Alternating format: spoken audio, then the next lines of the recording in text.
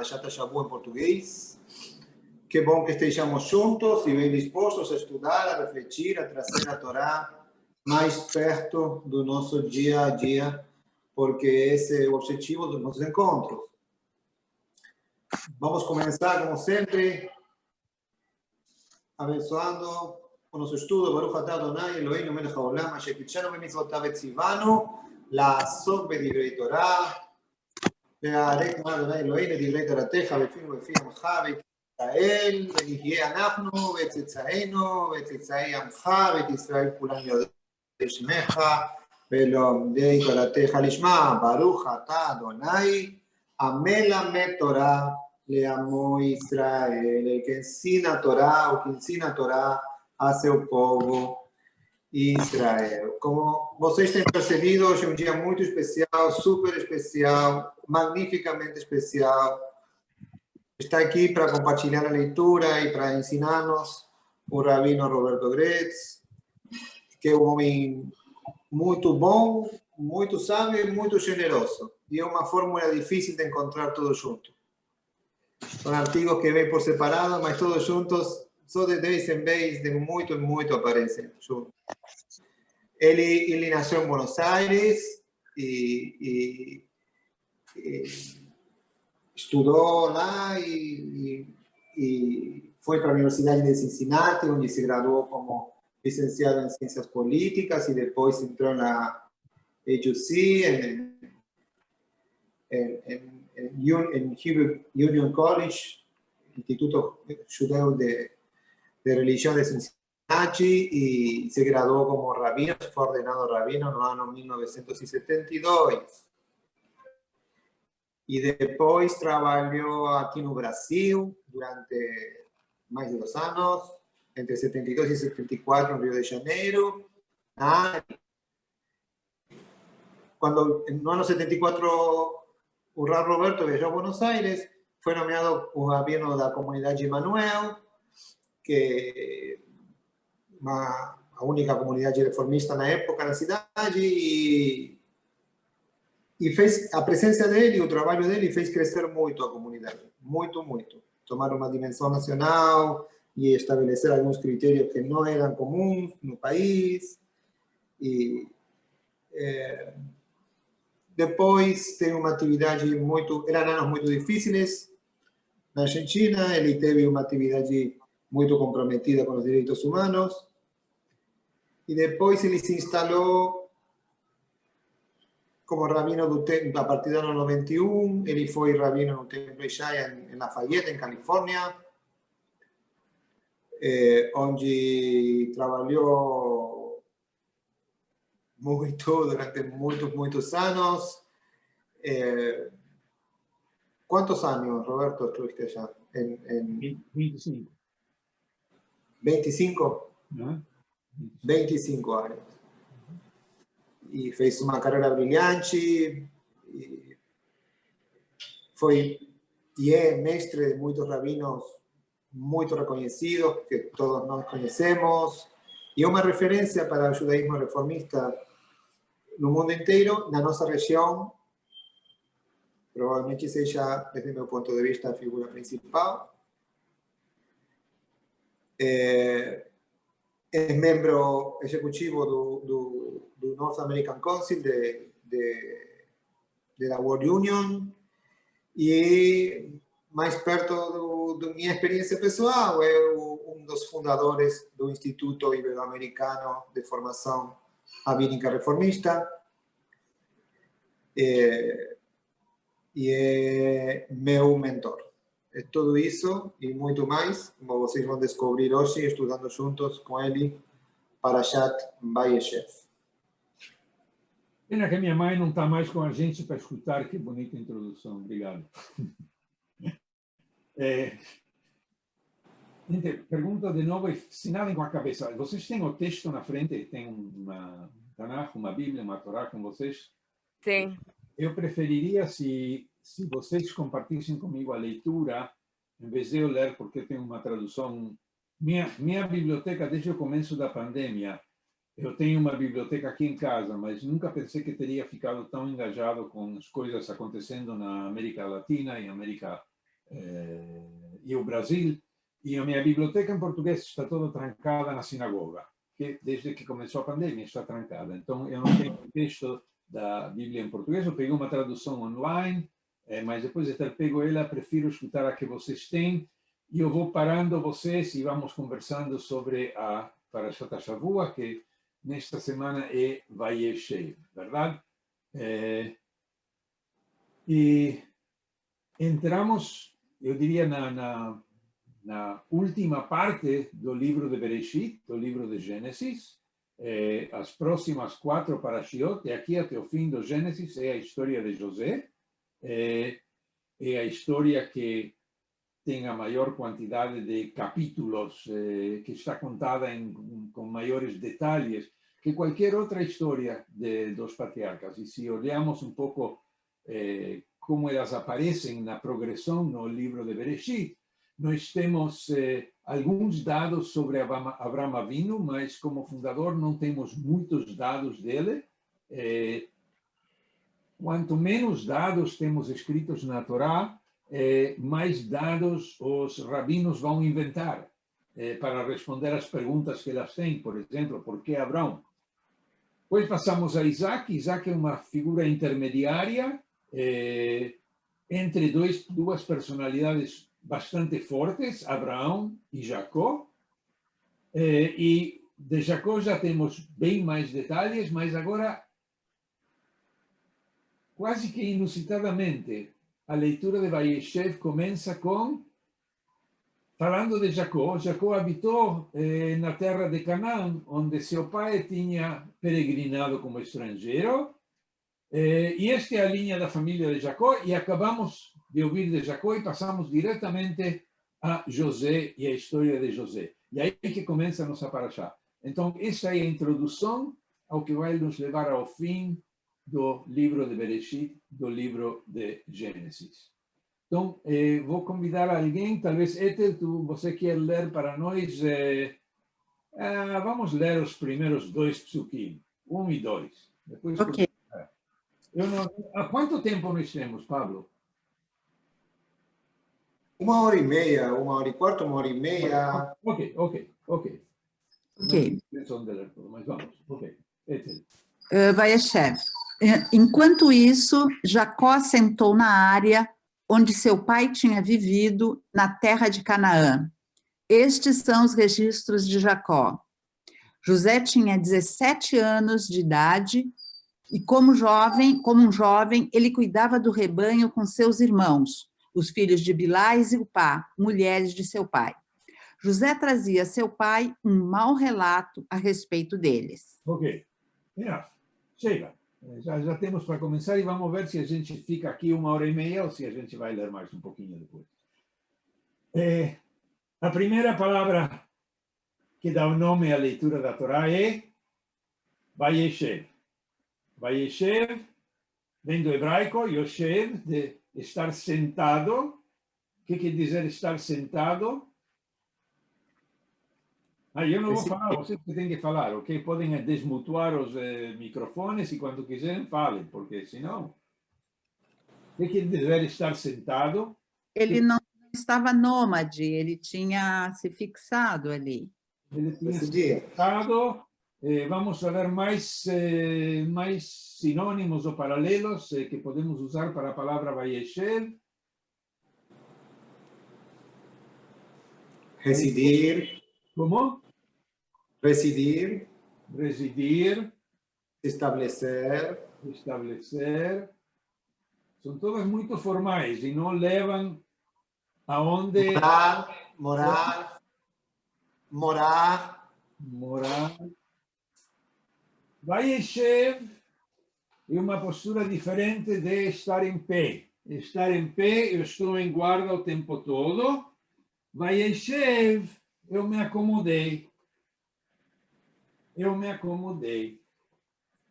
E dizem os sábios que cada vez que na Torá aparece a palavra Vayeshev, me acomodei, é presságio de problemas. O que, na realidade, vai bem além da Torá e seu significado. No estudo da história judaica, vamos observar que, em muitas ocasiões, na hora em que o judeu se sentiu confortável, acomodado no lugar, surge alguma crise que sacode ele de sua acomodação e faz ele começar a se pensar em movimento novamente. Então, os rabinos, os sábios, aqui a primeira vez nesta palavra Vayeshev, no capítulo 37 do Bereshit, os rabinos dizem Vayeshev é presságio de coisas ruins, prestem atenção, e depois levam esse paralelo ao longo da Torá, e depois levam esse paralelo ao longo da vida. No povo de Israel, sabemos também que é importante na vida das pessoas. Que cada vez que você pensa que chegou, agora você está bem, agora você pode relaxar, a vida leva você em uma direção diferente. Isso de ficar relaxado para sempre, só a morte. Ok? Então, Vayeshev tem já essa conotação de que vem crise na frente. Qual é a crise?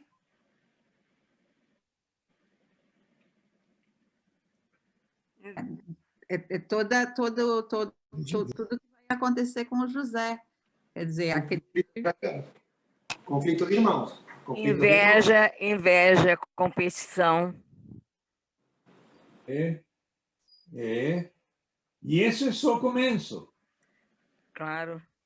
E esse é só o começo. Sim, ele vai brigar com os irmãos, nós vamos ler sobre isso e vamos comentar sobre isso, mas quando a gente pensa em Vayeshev, pensa em mais do que simplesmente o que acontece com Yosef. O preferido do pai. Que vai terminar... O eleito do pai. Na prisão no Egito, eventualmente, nós vamos chegar lá, vai terminar na prisão no Egito, vai sair da prisão, e os sábios vão dizer que tudo isso está concatenado com a escravidão dos israelitas no Egito. De que, eventualmente, porque os irmãos estavam em conflito com José e venderam ele a uma caravana que ele chegou ao Egito, depois os irmãos se reencontraram com ele, blá, blá, blá, blá, blá, blá, blá.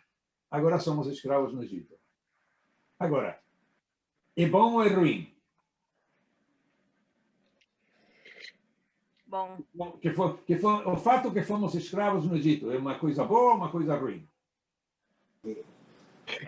Se não tivéssemos sido escravos no Egito, não teríamos liberdade. Moisés e tudo mais. Não teríamos saído do Egito. Se não teríamos saído do Egito, não teríamos chegado ao Sinai, não teríamos recebido a Torá. Então, não teria bolinhas de Pêssar.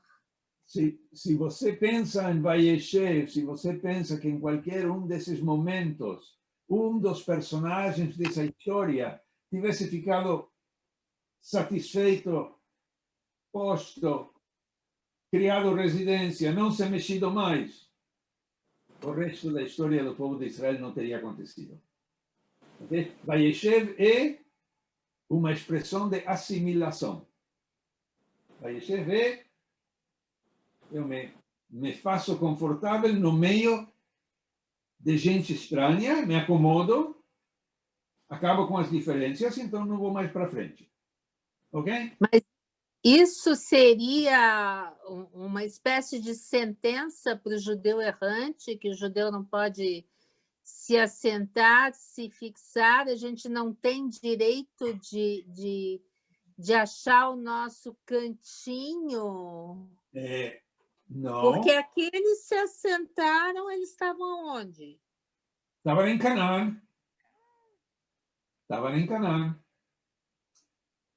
Não quer dizer... É uma coisa muito estranha isso.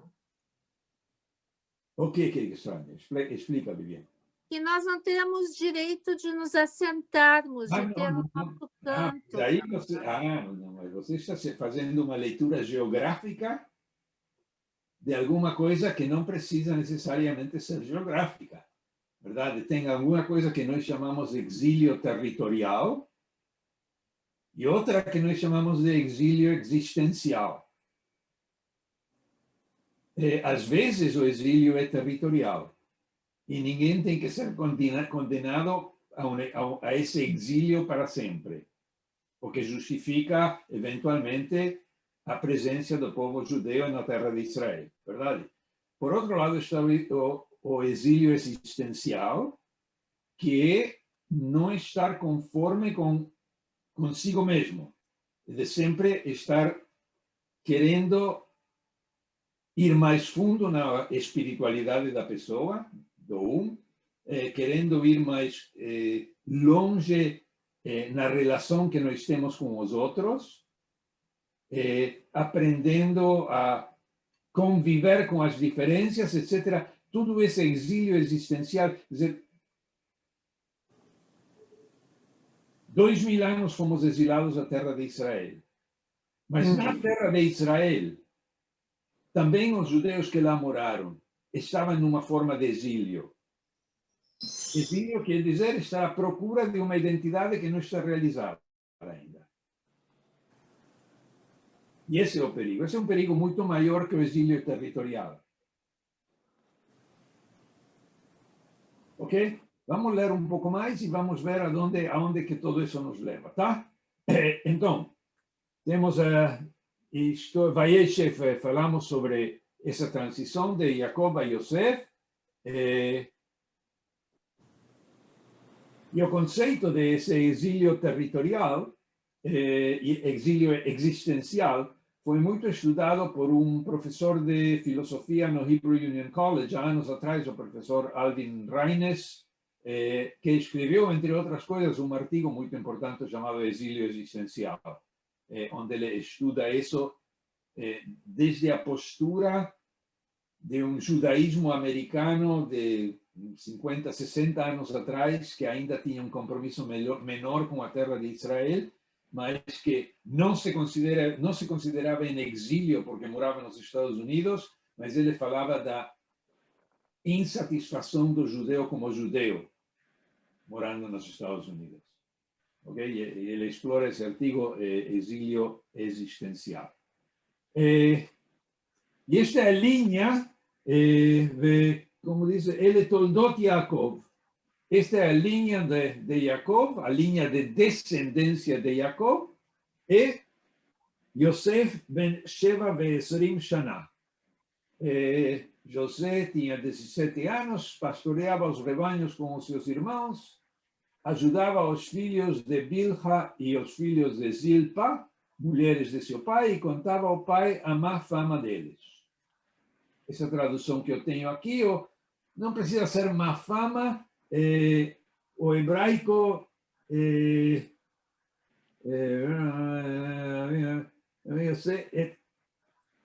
dibatam ra'ah. Dibatam ra'ah são fofocas. Em português tem uma palavra muito boa para ele. Era um fofoqueiro. Passava tempo com os irmãos, depois ia contar tudo para o pai. E não era para contar, o que, logicamente, despertava raiva nos irmãos. Interessante o dado aqui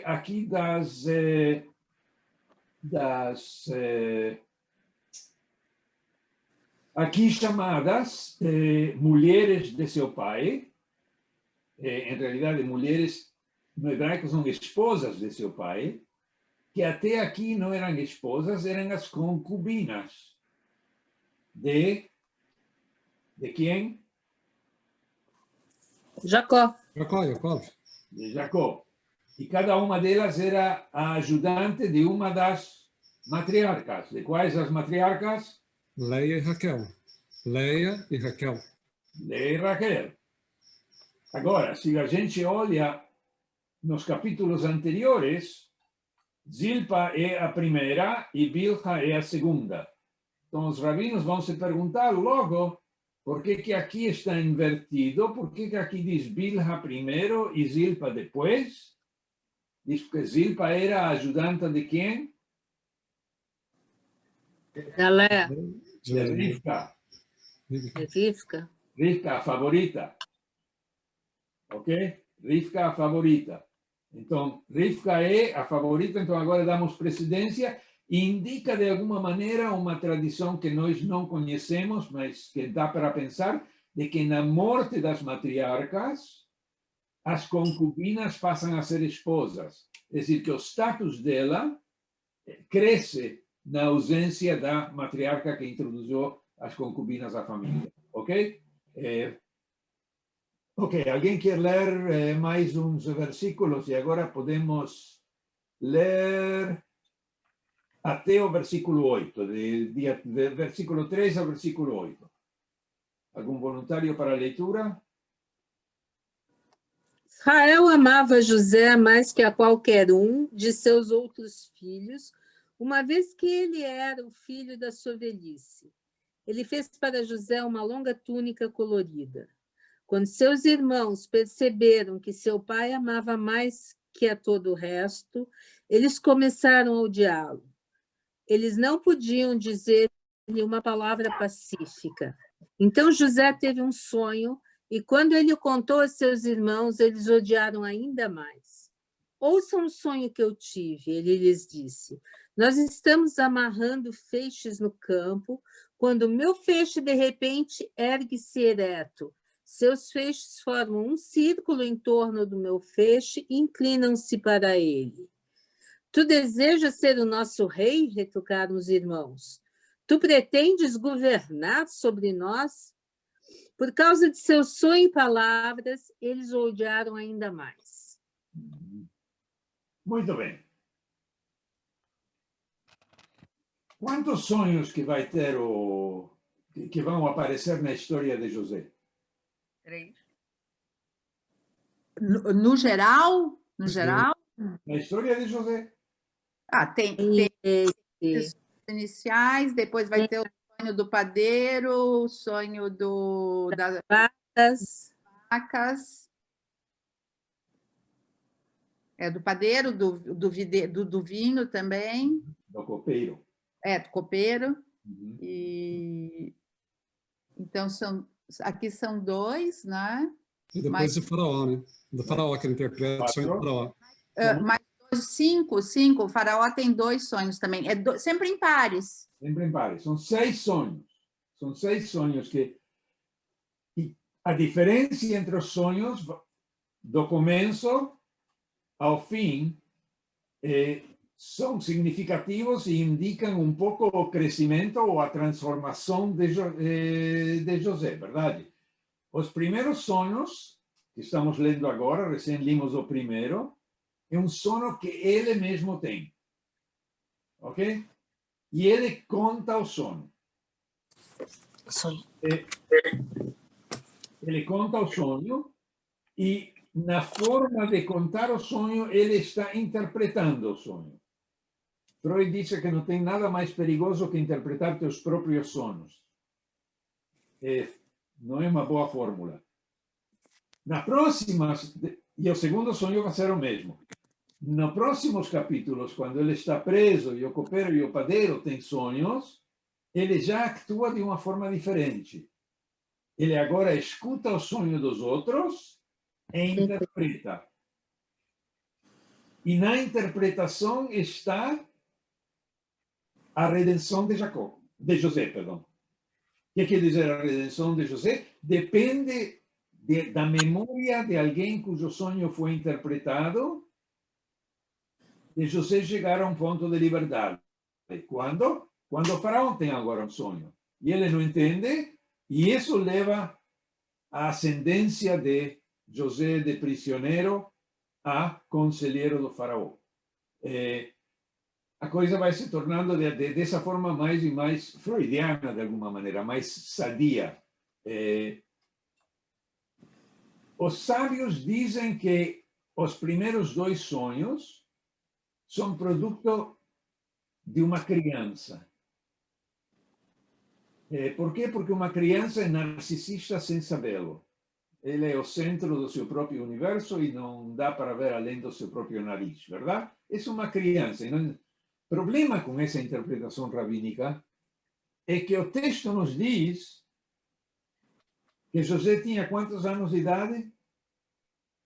17. 17 não é mais criança, gente. Se aos 17 você ainda está completamente autoenvolvido, você está perdido, não tem para onde ir. Essa criança precisa amadurecer rapidamente, precisa adquirir experiência de vida, que os irmãos vão dar para ele. Verdade? Mas 17 anos não é jamais de idade. Se eu, pessoalmente, temos 3 filhas, graças a Deus estão todas muito bem, mas eu teria me preocupado muito se aos 17 elas só pensassem em si mesmas. E no sonho de José, nesse sonho de José, José é o centro do universo. Verdade? Não só é o centro do universo, sino que ele não tem nenhuma ideia de como contar o sonho a seus irmãos pode magoar eles. Ele não tem consciência do ódio que os irmãos já tinham por ele e menos consciência de como essa raiva pode aumentar, porque ele está com ele contando, nossa, teve um sonho, olha que bonito, eu estava no meio, vocês achavam a cabeça para mim. Não tem bom resultado esse sonho, tá? Isso é um sonho de dominação, e esse sonho de dominação nós sabemos que vai levar a um mau lugar. Ok, vamos ler o outro sonho. Quem quer ler? Do Passuque 8 para frente? De 9. De 9. Sim. De 9. Sonhou ainda. De 9 até 13. De 9 a 13. E sonhou ainda outro sonho. E o contou a seus irmãos e disse: Eis que sonhei outro sonho, e eis que o sol e a lua e 11 estrelas se prostravam diante de mim. E contou a seu pai e seus irmãos, e repreendeu-lhe seu pai e disse-lhe: Que sonho é este que tiveste? Veremos, pois, eu e tua mãe e teus irmãos a prostrar-nos na terra perante ti? E invejaram-no seus irmãos, e seu pai esperou o fato. Foram seus irmãos apacentar as ovelhas de seu pai em Shechem. Ok. Ok, segundo sonho. É o mesmo plus, é o mesmo mais. Verdade? José no centro, e agora é o pai. Interessante. Aparentemente, na antiguidade, sonhos foram sempre importantes. Sonhos não foram inventados por Freud. Já existiam, como sabemos aqui, e foram sempre... Mas na antiguidade parece que os sonhos eram utilizados como predictores de futuro. Que os sonhos eram proféticos. De fato, na longa lista de profetas que se propõe na literatura rabínica, José aparece como profeta, apesar de que ele nunca profetizou. Mas o fato de que ele interpretou sonhos fizeram dele um profeta, verdade? E aqui, quem intervém para dar uma possível interpretação do sonho?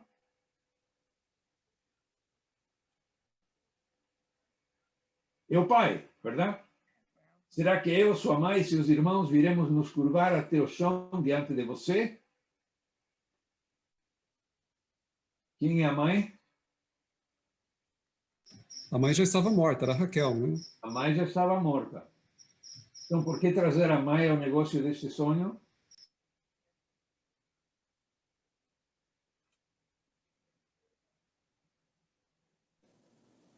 Quem era a favorita? Raquel era a favorita de Jacob. Raquel é a favorita de Jacó, Raquel era a favorita de José. Então, evocar é uma espécie de... Vou abrandar a sua arrogância, trazendo a memória da sua mãe. Verdade? Vou ver se consigo mexer com você. O que você está fazendo? Está querendo que sua mãe, que você e eu, os dois, adorávamos, que ela venha a adorar você? Não serve. Ok? É uma possibilidade de por que a mãe aparece aqui. Alguma pergunta sobre esses versículos e esse sonho? Ou estamos bem para continuar? Rabi, será que essa maneira que Yosef foi criado, meio que super protegido por Yaakov, parece que é uma mistura de amar demais e proteger demais, não fez com que ele se tornasse assim um pouco egocêntrico? E talvez até um pouco inocente, apareça que ele foi criado numa redoma diferente dos seus irmãos. Os irmãos criados mais na realidade, ele criado mais numa redoma. Os irmãos são os que saem a cuidar do rebanho e ele fica em casa. Os irmãos são os que têm as características do homem nomádico e José tem a característica Intelectual. De Jacó. intelectual. Mas De Jacó. O estudioso, o diferente, porque o pai fez um coat de listas. é interessante a tradução que muito. lida tem um problema com o que o pai fez exatamente para José, verdade? Ketonet Passim. Esse Ketonet Passim é uma túnica longa, uma túnica ornamentária, uma túnica que indicava status, ok? Indicava status. Em outros lados é uma túnica multicor, de muitas cores. Na tradução que Mauro leu, acho que foi Mauro que leu, a tradução diz que foi uma longa túnica de muitas cores, verdade? O texto é o que está indicando realmente é uma túnica de status. Viviane?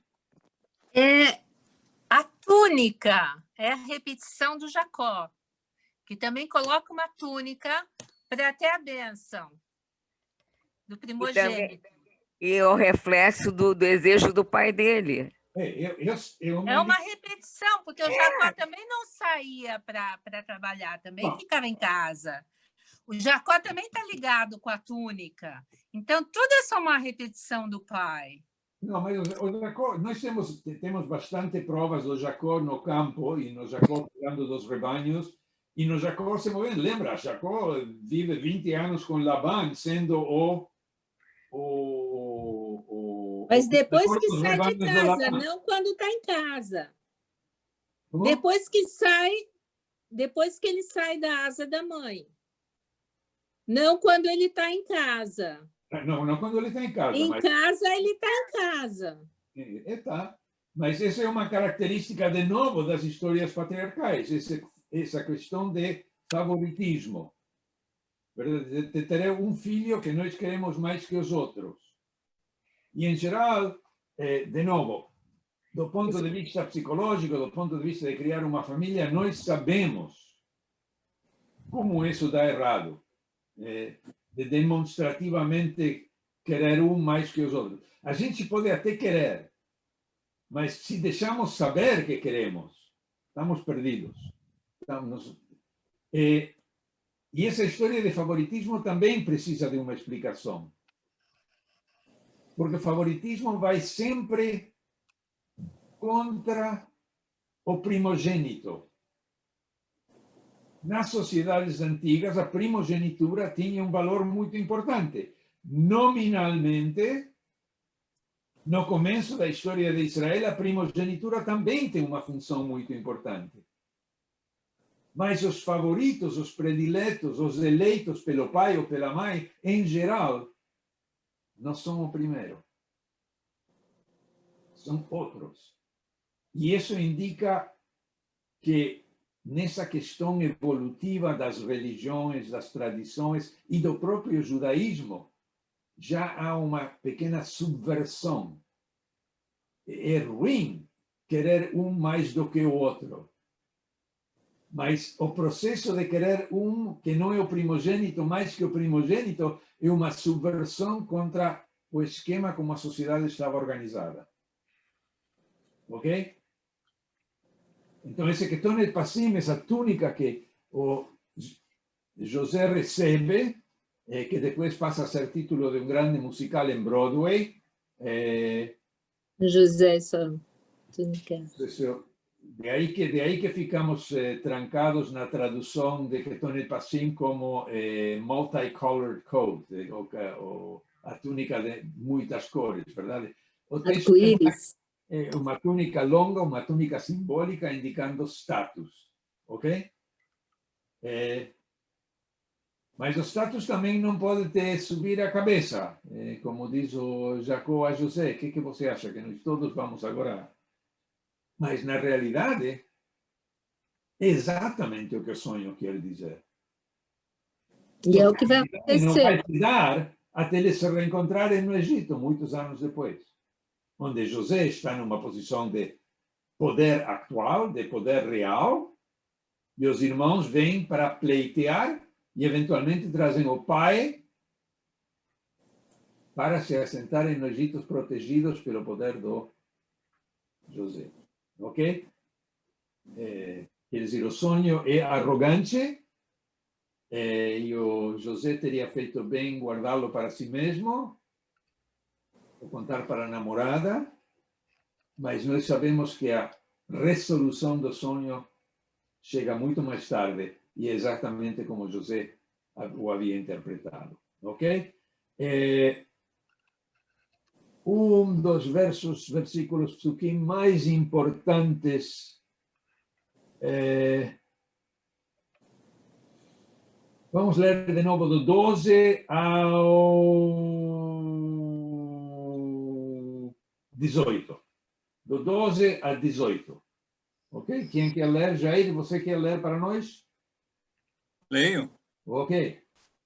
E foram seus irmãos apacentar as ovelhas de seu pai em Sichem. E disse Israel a José: por certo, teus irmãos estão apacentando em Sichem. Anda e te enviarei a eles. E disse: eis-me. E disse-lhe: vai, rogo, vê a paz de teus irmãos e a paz do rebanho. E responde-me alguma coisa.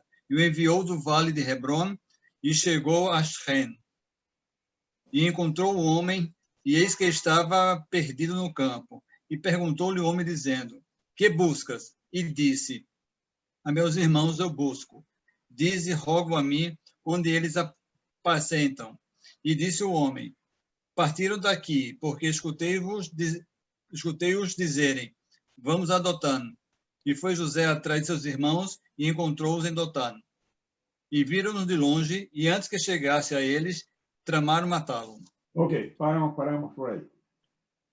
Ok. Preciso que alguém me interprete esses psukim.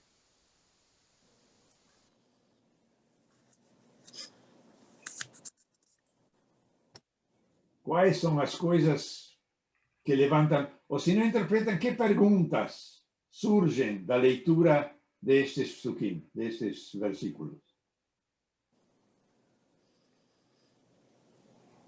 O pai mandou que ele fosse vigiar os irmãos para ver o que eles estavam fazendo. E quando ele voltou, assim ele fez, e os irmãos ficaram indignados. Ficaram muito ressabiados. Muito... Ok. Então, resolveram se vingar. Ok. De que forma? Ok. Tem a questão de quem é essa pessoa, esse ser que... Quem é o Ish? Sabemos o Quem é o Ish? Quem é o Ish? Aí aparece... a ver onde está o versículo 15, deixa eu ver aqui.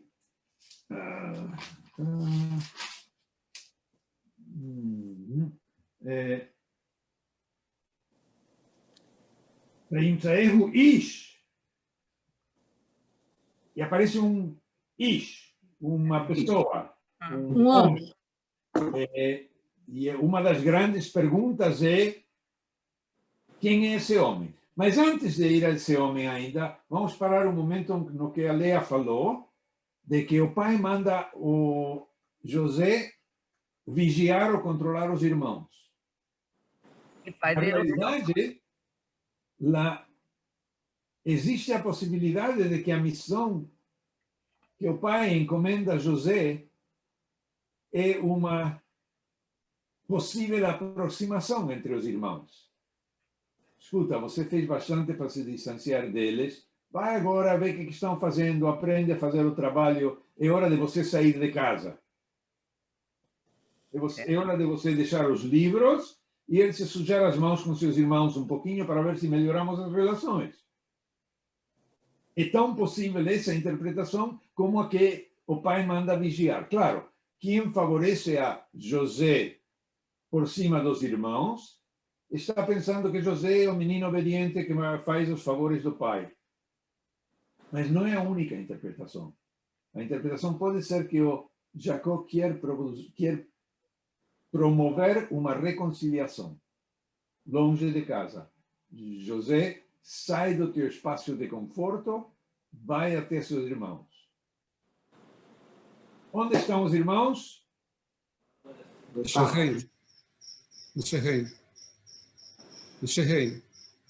Já foram Mas embora, ele- estão em mas Dotã. depois ele está em Dotã. Uma coisa que me chama a atenção aqui, Rabi, é que parece que Yosef ele se perde um pouco no seu objetivo, porque esse homem pergunta o que busca, né? Esse o que busca não pode ser uma coisa talvez mais ampla, não só no sentido dos seus irmãos, mas o que busca na sua vida, o que você quer. Eu não cheguei ao Ish ainda, ok? O Ish é central, mas ainda não estamos no centro, ainda estamos na periferia, ainda estamos chegando, estamos respondendo outras perguntas. Vamos voltar ao Ish e vamos passar um tempo com o Ish, ok? O Ish é um personagem sumamente importante. Mas aqui a pergunta era, aonde que estão os irmãos? O pai diz que os irmãos estão Em Shechem. pastoreando em Shechem. Mas aonde de fato estão os irmãos? Dotã. Os irmãos estão em Dotã, não estão em Shechem. Qual é a diferença entre Shechem e Dotã? Duas cidades diferentes. E agora pensa um momento nessa ideia de José vigiando, espiando ou contando coisas ruins sobre seus irmãos. Qual é a diferença entre Shechem e Dotã? De acordo com os sábios, Shechem é a planície, Shechem é um lugar de pastoreio e Dotã é uma cidade. Os irmãos já estão cansados de pastorear em Shechem e vão para a cidade, vão para a farra.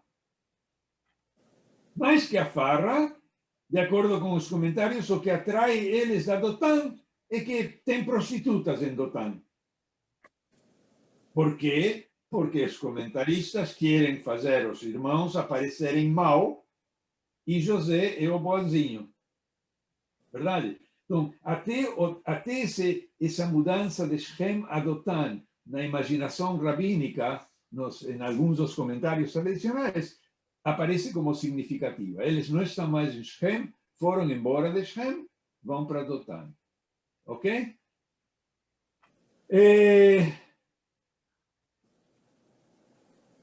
Quando Jacó convida ou manda José encontrar os irmãos. Foi o Ish que mandou? Como? Foi Não. o Ish que... Não. Ainda não? Ainda não chegamos. Não chegamos lá, ainda não chegamos lá. Expectativas pelo Ish. Eu vou chegar ao Ish, mas tem que primeiro trazer. Porque tem uma palavra em hebraico muito importante. O pai diz para José, vai se encontrar com seus irmãos em Shechem. O que José responde? No original, ele responde Hineni ou não? No original, ele responde Hineni. Ah, tá, era isso que eu queria saber, porque eu estou fazendo um trabalho em cima disso.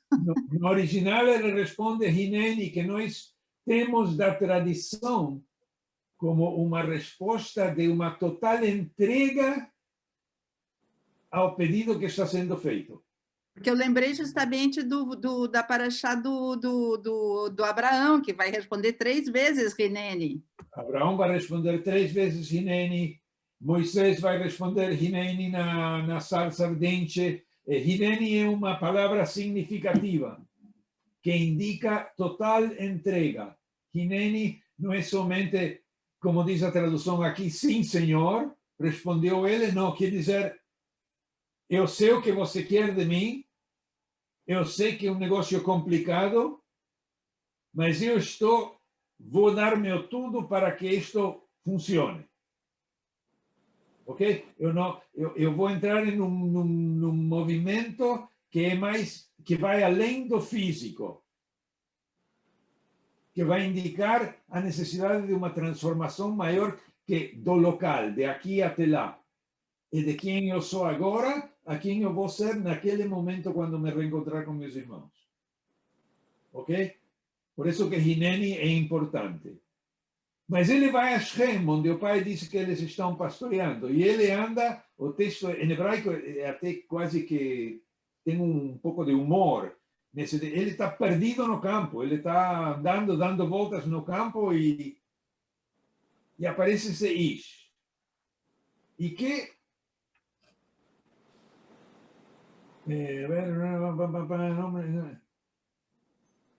E esse Ish, que pergunta?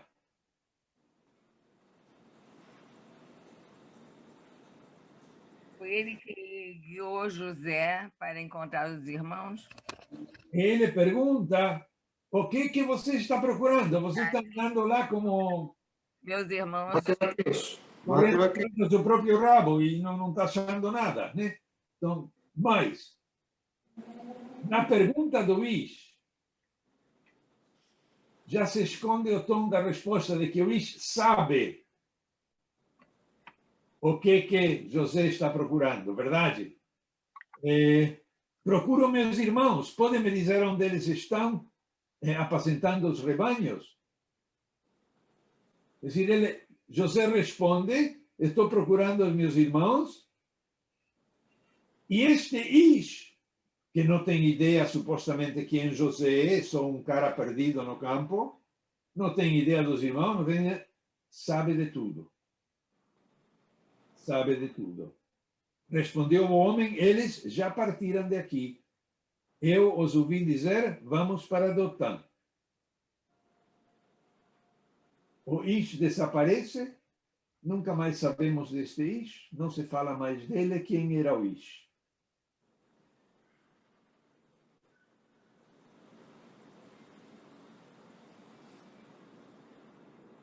Era uma pessoa real? Era produto da imaginação? Talvez alguém sem nome, sem origem, sem alguém. Um anjo? Talvez, um enviado. Não diria um anjo, mas um enviado para ajudar José a encontrá-lo. O que é um anjo? É um mensageiro. Um mensageiro.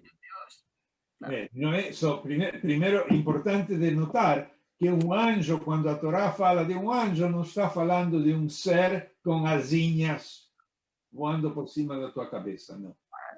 Um anjo é alguém que tem uma mensagem especial, uma mensagem significativa, uma mensagem de apontar na direção certa.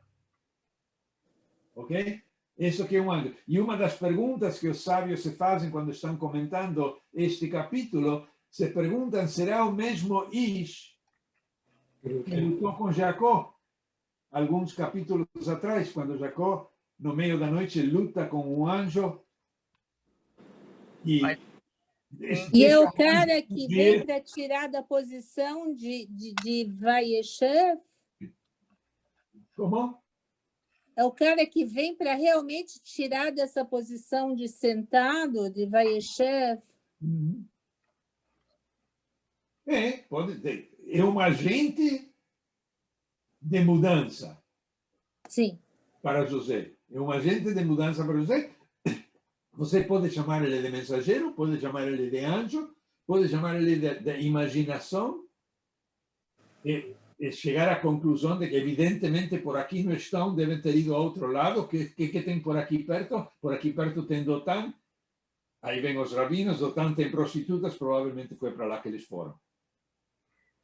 Ok? Rabino, e se o Ish não tivesse dado a direção certa, nada disso teria acontecido? Nada disso. Mas nada disso, Lea, é isso enorme. Isso enorme, exato. Voltamos ao começo da introdução que eu fiz. Tá, verdade? Se esse ish não aparece, a gente não chega no Egito. Se não chega no Egito, não sai do Egito. Se não sai do Egito, não chega a Sinai. Se não sai do Sinai, não chega a Torá. Se não tem Torá, não tem povo de Israel. Ponto. Como as prostitutas são importantes. Como? Viu? Toda pessoa tem uma função. Agora, vale a pena parar um momento, sair da história, nos extrairmos da história e pensar na nossa própria história, nas nossas vidas pessoais. Quem é aquele ish que fez que se prenda uma lamparina aqui em cima e que descobramos alguma coisa sobre nós que não sabíamos antes? Uma pessoa que aparentemente não tinha grande importância na nossa vida e, em retrospecto, mudou a nossa vida, verdade? Prestar atenção ao detalhe, não deixar de ver as pessoas. Quer dizer, muitas vezes a gente vai passando e a gente não faz contato visual real com a pessoa que nós temos à nossa frente. E perdemos a oportunidade de descobrir alguma coisa importante que se trança nesse olhar que se cruza. De acordo com a tradição, qualquer ish pode ser o Messias. De fato, nas lendas rabínicas, a figura do Messias está sempre fantasiada. Está sempre vestida de outra coisa. E, em geral, vai ser de um homem pobre, mal vestido, ou de um homem doente, com necessidade de cuidados, um leproso, onde você menos pensaria que o Mashiach ia se encontrar, na imaginação rabínica, nas lendas rabínicas, é onde o Mashiach se encontra. Então, o Ish, essa pessoa, pode ser o Messias, pode ser Eliyahu Hanavi, quem aponta em direção ao Messias, verdade? E o convite desse tipo de leitura do texto é de que cada um de nós tem que prestar mais atenção às pessoas com que nos encontramos na vida. E que podemos aprender delas simplesmente nesse ato de uma simples trança, de que ele me aponta para lá ou para lá, verdade? Porque, por outro lado, existe a outra resposta que Ish pode ter dado. Seus irmãos, vai à terceira rua à direita, aí tem uma árvore grande, vira à esquerda, depois na terceira casa, não tenho a menor ideia onde estão seus irmãos, vou mandar você de passeio. Imagina, Rabino, se a Torá se tivesse terminado neste momento, nós não teríamos sobrevivido. Nós não estaríamos aqui, o povo. Eu tenho uma pergunta. Deus, na sua infinita sabedoria, teria trocado a história para que nós estemos aqui de um caminho diferente. Exatamente, mas essa a gente vai ficar sem saber. Eu prefiro ficar nos comentários. Exatamente. Okay? Prefiro ficar nos comentários. Okay? Eu tenho uma dúvida, um momentinho. Sim, Jair. No passo 15, a tradução em português está escrito: e encontrou um homem. Uhum.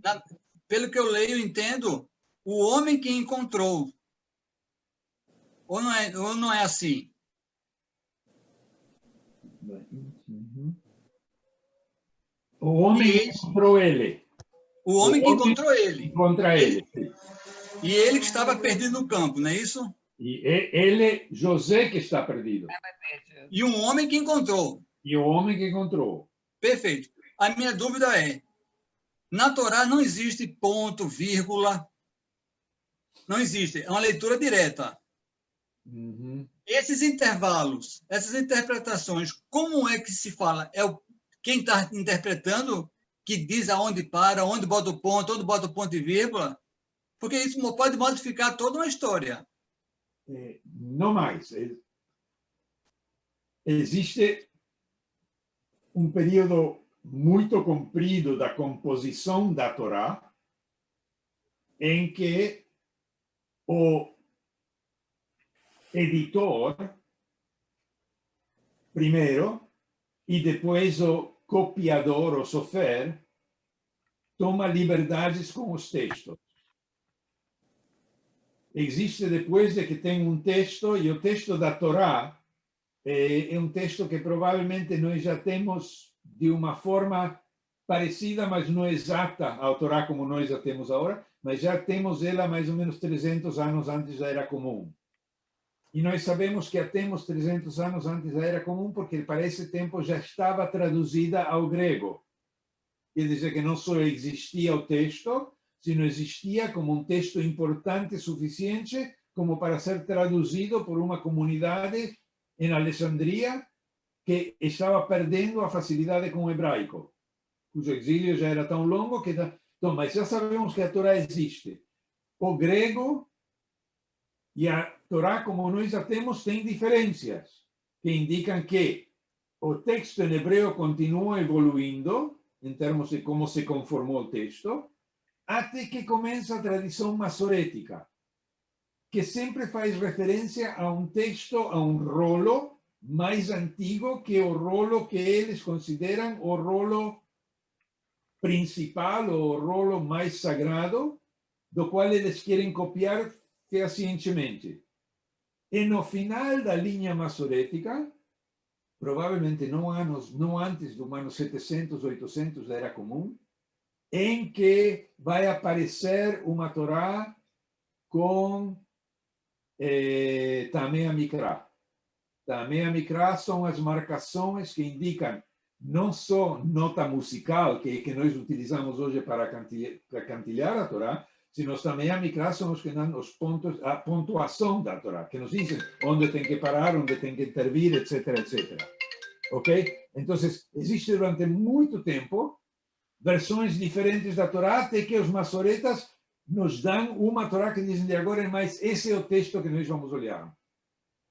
Diferenças entre esse texto e o texto grego, diferenças entre esse texto e a Vulgata, que foi a tradução da Torá ao latim, em torno do século II, III da Era Comum, permitem que os eruditos vejam como esse texto evoluiu e como chegou até nossas mãos. Lembra que toda a questão de capítulos e versículos nem pertence aos maçoretas. Isso é posterior, isso é uma forma de europeizar a leitura do texto. Dar capítulos e versículos. Os maçoretas já estavam conformes com pontualizar o texto, acentuar o texto e pontualizá-lo. Ok? Então, mas para os comentaristas, a flexibilidade de leitura de texto que não está pontualizado ou vogalizado dá aos comentaristas uma liberdade enorme de interpretação. Verdade? E eles tomam essa liberdade com muita alegria. E dizem que não estão inventando nada. Que estão e de sonhos. É? E de sonhos também. Eles estão lendo. Depois, claro que com o tempo começam a aparecer formas corretas, por assim dizer, de interpretação do texto. Então, no século II, III, existem duas formas diferentes de ler o texto, uma de Rabi Akiva e uma de Rabi Ishmael. Então, são corretas para quem? Para Akiva e para Ishmael?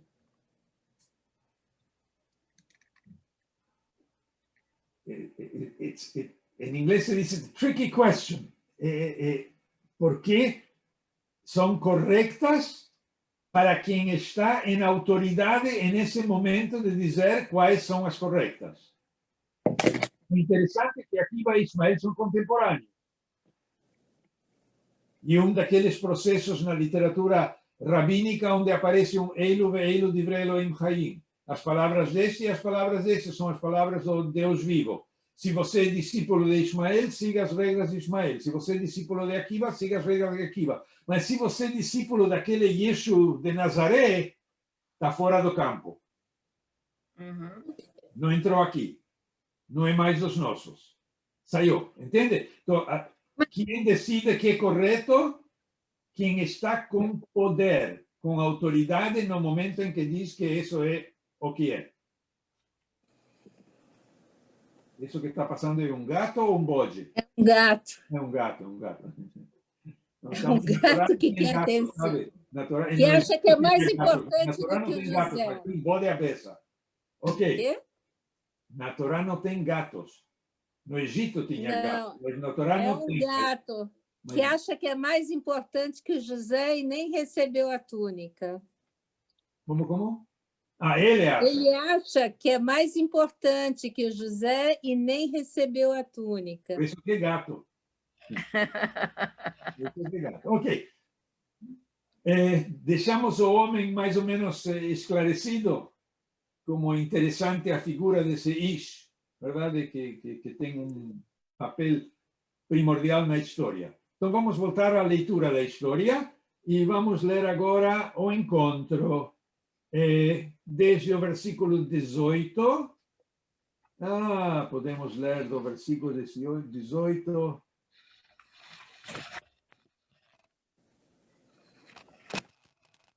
Ok, vamos ler um pouquinho mais. Vamos ler o 18 ao 23 e depois vamos ver o que fazemos. Senão não vamos chegar onde eu quero chegar.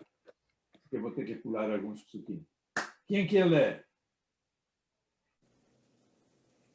Ok?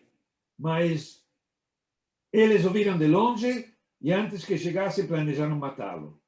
Lá vem aquele sonhador, diziam uns aos outros. E agora vamos matá-lo e jogá-lo num desses poços e diremos que um animal selvagem os devorou. Veremos então o que será dos seus sonhos. Quando Rubem ouviu isso, tentou livrá-lo das mãos deles, dizendo, não lhe tiremos a vida. E acrescentou, não derramem sangue, joguem-no naquele poço no deserto, mas não toquem nele. Rubem propôs isso com a intenção de livrá-lo e levá-lo de volta ao pai. Chegando José, seus irmãos lhe arrancaram a túnica longa e agarraram-no e o jogaram no poço que estava vazio e sem água. Ao se assentarem para comer, viram ao longe uma caravana de ismaelitas que vinha de Gilad. Seus camelos estavam carregados de especiarias, bálsamo e mirra que eles levavam para o Egito. Judá disse então a seus irmãos, que ganharemos se matarmos nosso irmão e esconderemos o seu sangue? Vamos vendê-lo aos ismaelitas. Não tocaremos nele, afinal é nosso irmão e nosso próprio sangue. E seus irmãos concordaram. Quando os mercadores ismaelitas de Midian se aproximaram, seus irmãos tiraram José do poço e o venderam por 20 peças de prata aos ismaelitas que o levaram para o Egito. Quando Rubem voltou ao poço e viu que José não estava lá, rasgou suas vestes. E voltando a seus irmãos, disse, o jovem não está lá, para onde iria agora? Então, eles mataram um bode, mergulharam no sangue a túnica de José e mandaram ao pai com este recado. Achamos isto. Veja se é a túnica de teu filho. Ele a reconheceu e disse, é a túnica do meu filho. Um animal selvagem o devorou. José foi despedaçado. Então Jacó rasgou suas vestes, vestiu-se de pano de saco e chorou muitos dias por seu filho. Todos os seus filhos e filhas vieram consolá-lo, mas ele recusou ser consolado, dizendo, não, chorando descerei a Sheol para junto de meu filho, e continuou a chorar por ele. Nesse meio tempo, no Egito, os midianitas venderam José a Potifar, oficial de Faraó e capital da guarda. Fim do capítulo 37. Rápido comentário antes de voltarmos a ler um pouquinho mais. Perguntas? Muita coisa. Muita coisa, né? De qualquer jeito, ele valia mais vivo do que morto.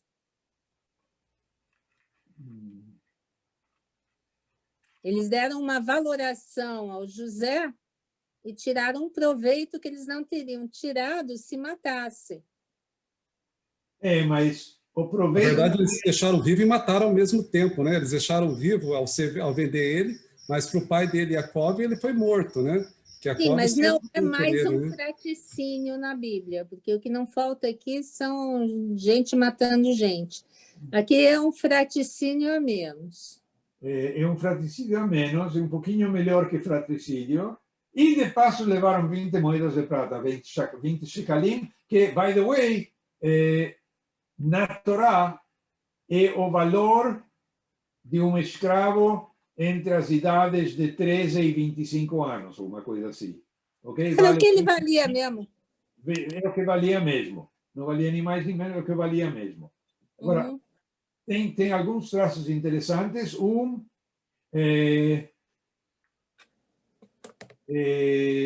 Rubén. Rubén tem a pretensão, aparentemente, de salvar o irmão.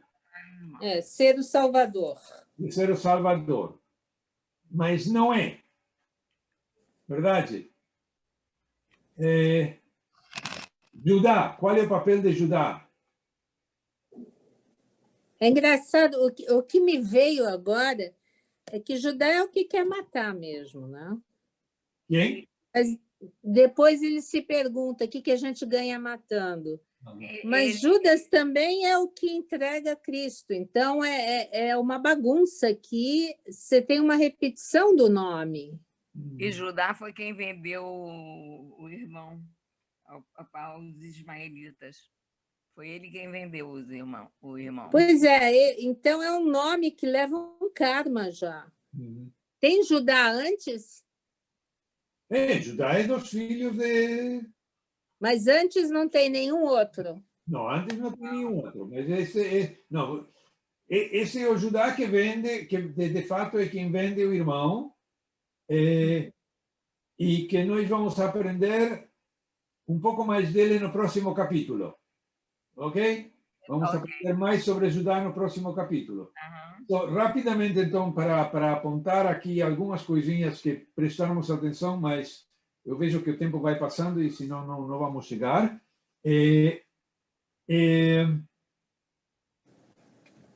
Essa ideia dos irmãos debater, matar ou não matar, e o encontro com o pai.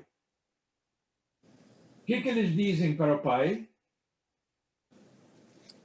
Que um bicho pegou o pequeno e trucidou. E levaram, embeberam a túnica em sangue e levaram para o pai. Levaram para o pai, eles não disseram nada para o pai. Não disseram. É a túnica de José? É essa a túnica de José? Então, José faz a declaração. Exato. Perdão, Jacó faz a declaração: meu filho está morto. Os irmãos nunca têm que mentir para o pai.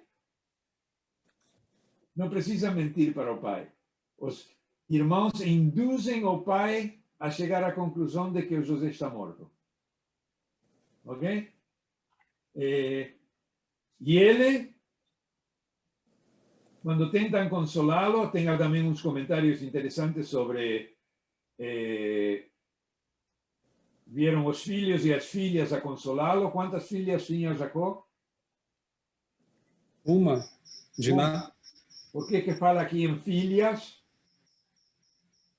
Devia ter muito mais. Tinha outras que a gente não conhece, que a Tanakh não nombrou, ou é uma referência genérica às noras dele, a todas as esposas dos maridos. Okay? Dos filhos. Mas dá para pensar, dá para pensar. E para eles, ele não aceita ser confortado, ser consolado nesse momento. Não, chorando, descerei a Sheol. Sheol. Mas e Sheol? O que é Sheol? Sheol é, no Tanakh, é um lugar embaixo da terra onde todas as almas não descansam, onde todas as almas se encontram. O que acontece com elas não se sabe e a Torá não fala nisso. Há referências a Sheol como o lugar onde as almas vão depois da morte. Ok? Sheol não é inferno, não é um lugar ruim, não se supõe que é um lugar ruim, nem um lugar bom. É um lugar que não conhecemos, porque só depois da morte se chega lá, e teologicamente é interessante que na Torá não há uma especulação com o que acontece depois da morte. Ok? Rapidamente.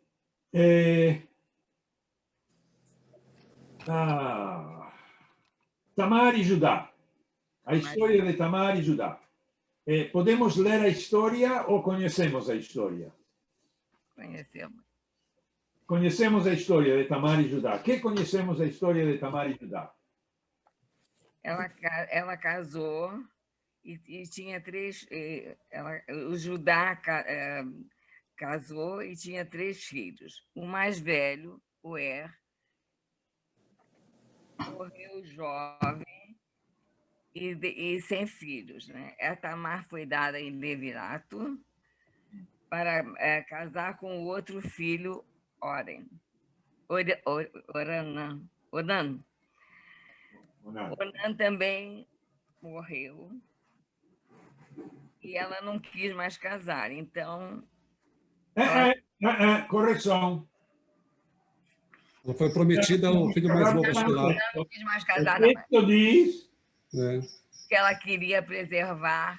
Jacó diz para ela, vai na casa de teus pais, que era o que uma viúva fazia quando não havia com quem se casar, e eu te chamo quando meu caçula estiver em idade, sem a menor intenção de chamá-la. De fato, ele rapidamente esquece. Ok? A história tem que ser contada nos detalhes, porque senão depois não faz sentido. Porque ela agora é viúva. Passamos a este capítulo da história com duas noções interessantes do ponto de vista do judaísmo bíblico. Uma é a questão do levirato, da obrigação de um irmão ter relações com a esposa do irmão falecido se esse não deixou descendência. E esse primeiro filho não seria considerado filho do irmão vivo, seria considerado descendente do falecido. O levirato é um problema na legislação rabínica. Existem formas de se extricar do levirato através de uma cerimônia que se chama Halitza, que é uma cerimônia muito desprezível, onde o homem joga uma sandália na mulher para expulsá-la, para dizer não vai ter essa relação, e onde as discussões sobre levirato e Halitza continuam no mundo ortodoxo até hoje em dia, criando problemas terríveis para as mulheres. Terríveis. E uma área onde o judaísmo reformista, já ao final do século XIX, diz que levirato e Halitza não têm lugar no judaísmo reformista. Ok? Isso não existe. Inclusive, se queremos falar de uma forma alágica sobre nosso movimento, de quais são as leis que rigem a nossa conduta como judeus, levirato e Halitza são coisas que pertencem ao passado e não ao nosso presente. Ok? Essa é uma observação sobre essa parte da história. A outra parte é o coitado do Onan, que desperdicia semente, verdade? Masturbação, e do qual depois saem todos os preconceitos religiosos contra o ato da masturbação. E também morre. Continuamos rapidamente a história. Judá se esquece de Tamar e um dia vai visitar a seu irmão, não seu irmão de verdade, mas o Adulamita, leva seu pastoreio, ele está de novo zanzando por aí. Tamar escuta que ele vem por aí, se tira as roupas de viúva, se veste como uma mulher atraente, como uma prostituta, senta num lugar visível na entrada da cidade e Judá cai na trampa e tem relações com ela. E não pode pagar porque não tem uma ovelha com ele, que era o pago pelo acto de prostituição. E deixa com ela os símbolos do poder dele. E depois de um tempo ela descobre que está grávida. Contam para o Judá que ela está grávida. ele diz merece a pena de morte, porque evidentemente teve uma relação fora do casamento e merece morrer.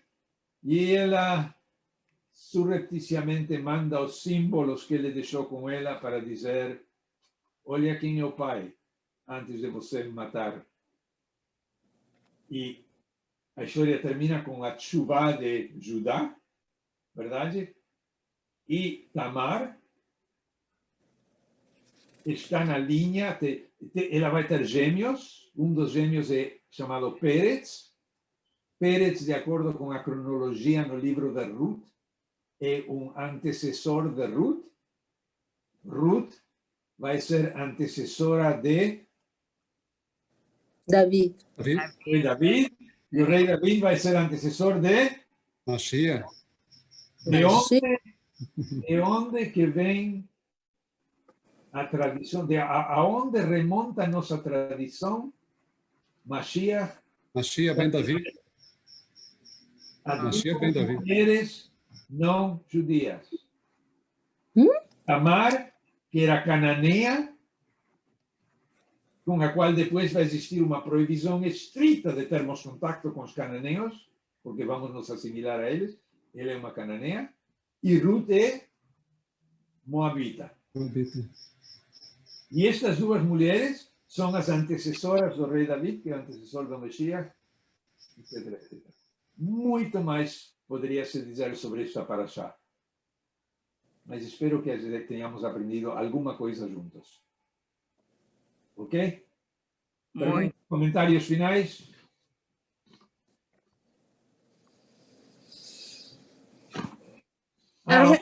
Talvez mais uma parte. Se continuarmos a leitura, no próximo capítulo, José termina na casa de Potifar. É importante notar, porque na casa de Potifar vai ter de novo uma tentativa de sexualização, verdade? A mulher do Potifar quer seduzir o José e o José resiste à tentação. E há todo um comentário sobre o ato sexual impulsivo de Judá com Tamar e o ato de resistência sexual de José perante a mulher de Potifar. Verdade? E esse ato de resistência de José, voltamos a uma história que tem mais que história, senão que parte da nossa história sagrada, porque José resiste à mulher do Potifar, é que José vai ser jogado na prisão. E se José não é jogado na prisão, não interpreta os sonhos do padeiro e do copeiro, não sai da prisão, não se encontra com o Faraó, etc, etc, etc. Mas ainda assim... Tamar era uma mulher fácil, a outra era uma mulher perigosa. Por isso que a diferença entre aceitar e resistir, né? Mas ainda assim tem buracos o suficiente para fazer mais 2 ou 3 religiões, pelo que eu entendi. Como? Rabino. Ainda assim, a Torá tem buracos suficientes para fazer mais 2 ou 3 religiões inteiras. Claro, olha, na interpretação, nas regras de Rabi Akiva, já tem uma ideia de que você pode tirar significados das coroinhas nas letras na Torá. Ok? Se você não entende o que diz o texto, olha nas coroinhas. E depois tem os rabinos hassídicos que dizem não é tinta sobre pergaminho, é fogo branco sobre fogo preto. E você pode ler o que você quer ler. Wellington, você queria perguntar uma coisa? Só fazer uma observação, que tem um fato curioso aí nas 2 dificuldades que o José passou, né? Ele perdeu a roupa 2 vezes, né? Ele perdeu na primeira. Ele perdeu a roupa 2 vezes, sim. 2 vezes. Ganhou uma roupa de vizir. 3 vezes. 3 vezes. Importantíssimo. Okay. Em que ele pôde proteger a família. Quer dizer, o sonho dele de arrogância se tornou um aviso de proteção à família dele. Bom, para isso faltam 2 parashiot. Está bem adiantada. Hoje, na parashá de hoje, se você quer ver uma evolução, na paraxá de hoje, ele vai do fundo ao profundo. Ele vai do fundo do poço, onde os irmãos jogam ele, ao fundo da prisão. Verdade? Ele está ainda numa descida que é necessária para depois subir. É decir, tem um ditado em hebraico que diz: toda aliá precisa de uma yerida. Você não desce, não tem possibilidade de subir. E por isso que não existe ninguém perfeitamente justo. Porque se você é perfeitamente justo, não tem para onde ir. Que só aquele que faz erros, que desce, pode depois descobrir o erro e começar a subir. A subida, Lea, falta uma semana boa semana mais para chegar à subida do coitado do José. Rabino Grace, eu sou sobrinha da grande dama da Ari, foi muito sua amiga, a tia Gerda. Outro dia estava vendo fotografias velhas, estava ele e o Félix. Yeah. Muito bem. Deixamos por aqui, tem muito para estudar, continuem lendo, continuem estudando. Um prazer estudar com vocês. Obrigado, Pablo, por oferecer a oportunidade. Sim? Obrigado. Muito obrigado. Obrigado, Rabino.